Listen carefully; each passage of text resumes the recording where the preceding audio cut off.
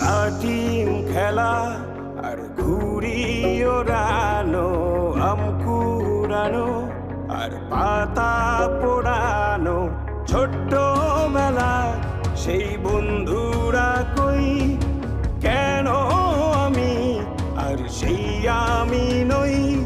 আজ অনেক বছর পরে খুঁজে ফিরি,